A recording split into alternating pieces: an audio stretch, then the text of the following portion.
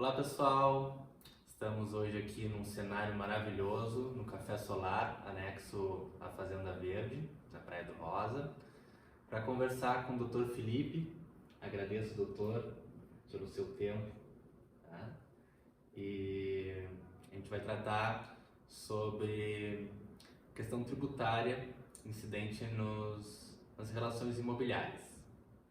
Doutor, a palavra é toda sua.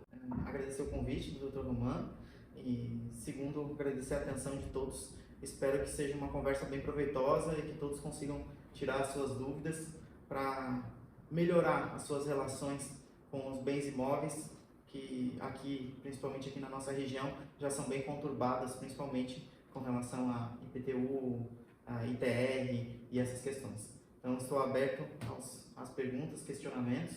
Sim. Uma questão bem recorrente é uma compensação tributária que as pessoas ouvem falar, mas não sabem como que se procede. Quando a pessoa vende um imóvel, ela tem ali uma vantagem econômica, mas existe a possibilidade de ele não necessitar recolher esse imposto de renda se ele vier adquirir um outro imóvel dentro de um determinado tempo, né? É isso mesmo, doutor? Como é que funciona isso? Perfeito. Isso é uma isenção, é um critério de isenção bem específico, que existe um prazo para isso acontecer. Como é que funciona? Se você comprar um imóvel, vender primeiro um imóvel, for um único imóvel, e essa transação pode ser feita uma única vez em 5 anos, durante o período de 5 anos, você vendeu o imóvel no valor de, vou colocar aqui um valor simbólico, né, de 100 mil reais, e você comprou outro no mesmo valor de 100 mil reais num período de 180 dias desse mesmo ano, entre a venda e a compra de outro imóvel, precisa transcorrer o prazo máximo de 180 dias, a isenção do imposto de renda. Porém, existe um detalhe, o imóvel tem que ser do mesmo valor. Por exemplo, se você teve um ganho imobiliário, vou utilizar essa mesma transação de 100 mil, você teve 100 mil na venda e depois você comprou um imóvel de 50 mil, você vai ter a tributação sobre os 50 mil, que foi o teu ganho imobiliário. Então, o imóvel precisa ser do mesmo valor, senão você vai pagar vai ter taxação sobre esse valor excedente. Outra coisa importante de se frisar, são 180 dias para comprar esse outro imóvel. Se o prazo for maior que esse, você vai pagar o valor integral do imposto sobre a valorização imobiliária também. E aí, o outro ponto importante que eu reforço, essa transação só pode ser feita uma única vez durante 5 anos. Perfeito, doutor. Então, essa questão de fazer uma especulação imobiliária, comprar para vender, ela tem que ser muito bem pensada e tem que haver uma estratégia, né? Porque senão essa questão tributária vai inviabilizar esse negócio. Com certeza, com certeza. E com relação à questão da locação de imóveis, né? Que impostos que incidem? Por exemplo, uma locação, contrato anual, né? O que deve ser observado na questão tributária? Então, a questão tributária é o seguinte, a locação do imóvel, ela vai sofrer o imposto de renda. Esse imposto de renda, até aluguéis até R$ 1.900 mensais, são isentos de qualquer pagamento de imposto de renda. Acima de R$ 1.900, essa alíquota vai ser progressiva de acordo com o valor. Então, vai começar ali com 3,5% e vai subindo até a alíquota máxima, tá? Mas assim, até R$ 1.900, se o aluguel for até R$ 1.900 mensais, não há incidência do imposto de renda. Perfeito.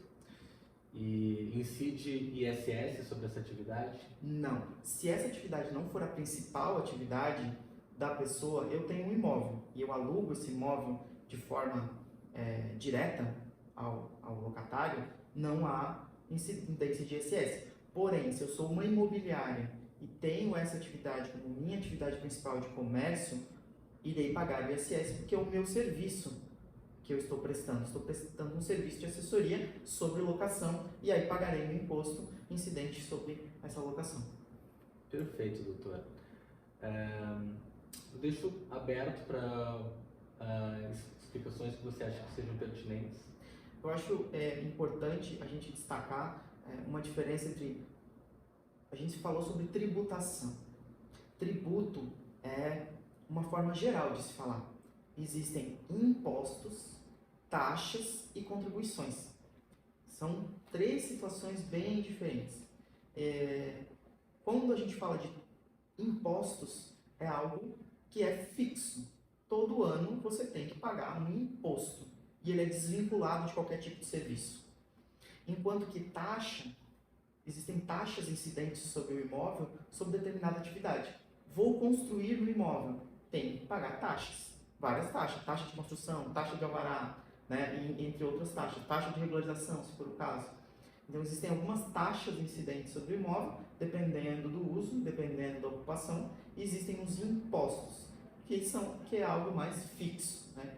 Dentro da categoria de impostos, nós temos o imposto predial, territorial urbano, que é o IPTU, e temos o imposto territorial rural, que é o ITR. Aqui na nossa região de Imbituba, Garopaba, Imaruí, nós temos uma peculiaridade, que existe o uso rural de alguns imóveis. Muito embora toda a nossa região seja uma região urbana, dentro do plano diretor do município, Imbituba, por exemplo, ela é inteira urbana.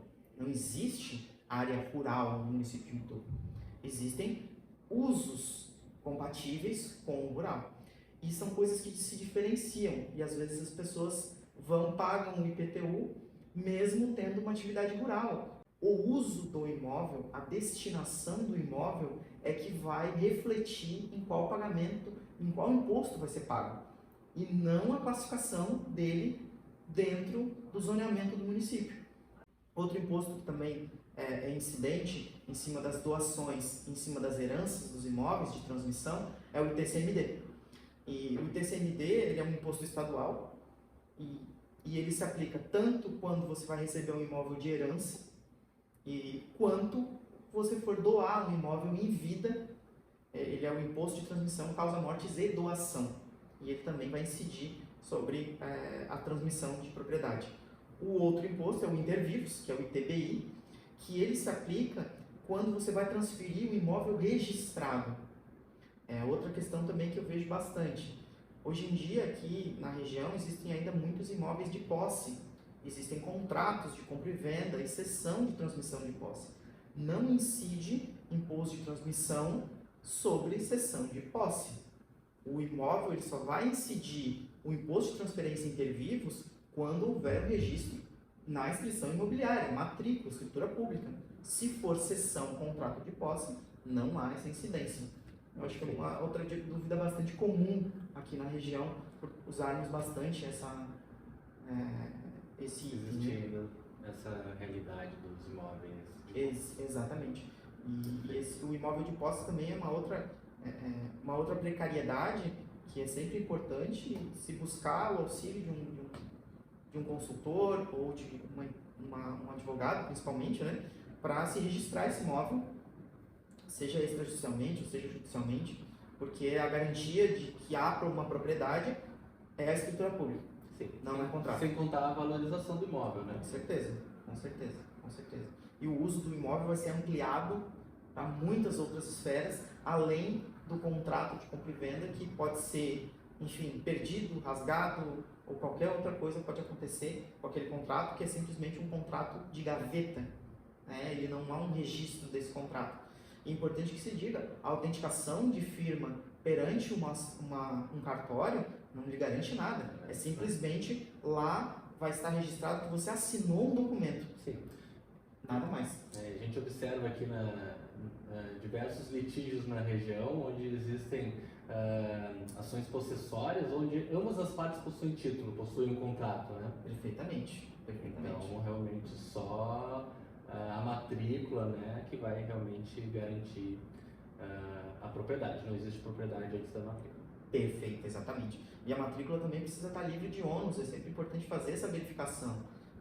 O imóvel, você só pode fechar um negócio com uma consultoria bem especializada, verificando todo todos os ônus e uma certidão repersecutória de 20 anos para verificar se dentro desse período não há ações possessórias em qualquer esfera, seja na estadual ou seja na federal, para que aquele imóvel você não perca ele por qualquer outra penhora ou qualquer outro ônus que exista nele. Então é sempre importante verificar todos os aspectos na compra de um imóvel antes de fechar um negócio que talvez possa ser prejudicial no futuro. Perfeito, doutor. Eu acredito que já foi muito esclarecedor. Agradeço novamente aí o seu tempo.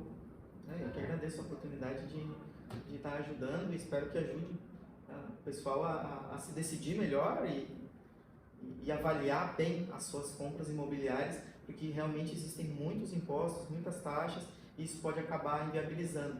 Eu não falei sobre percentuais, mas, por exemplo, um ITCMD são 8%, um ITBI, dependendo do município, é de 3% a 5%. Então, tudo isso vai encarecendo bastante a compra do imóvel, se você não perceber, enfim, pode lhe causar bastante prejuízo com o tempo. E é isso, gente. Espero que tenham gostado do vídeo de hoje. E se essa conversa tiverem gerado novas dúvidas, vocês podem estar encaminhando em inbox, que eu posso estar conversando com o Dr. Felipe e estar esclarecendo.